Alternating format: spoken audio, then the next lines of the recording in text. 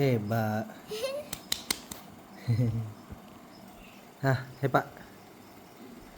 Hebat. Pak macam mana tepuk tangan? Hebat. Okey. Mana kan?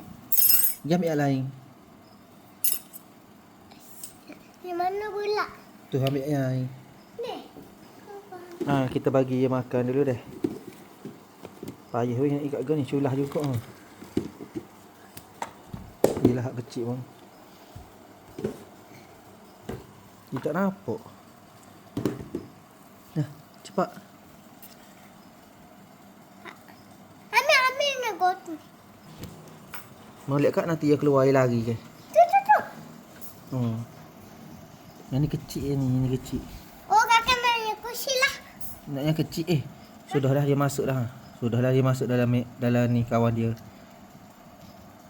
Ambil mu lagi letak. Biarlah takut dia nak mengawan. Oh, ya nak. Ya Dia nak kawan. Dia nak kawan, dia nak kawan. Ya tak ada kawan dalam ni. Ya suka kawan ni.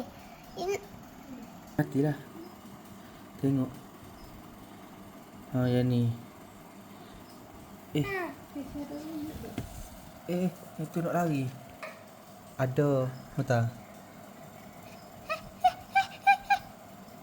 Salah. Tu naya tak. Betul biar dia pergi. Tu dia nak makan. Biar dia pergi. Duduk bawah perut dia. Kejap je dia nak makan. Dia lapar. Oh, tak kena. Makan. Makanlah, dia petu je tu.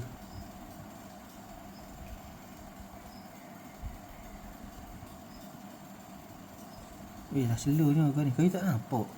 Ya tak nampak tu. Oh, dia masuk bawah tu. Dia masuk bawah kertas. Akak leh. Ni. Cepatlah makan, ya Allah.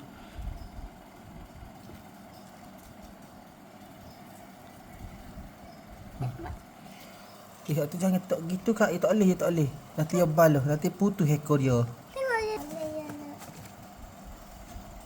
Oh, tak boleh makan lagi. Duduk depan mata dah tu. Sipur. Tengok tu bapa. Dah dah.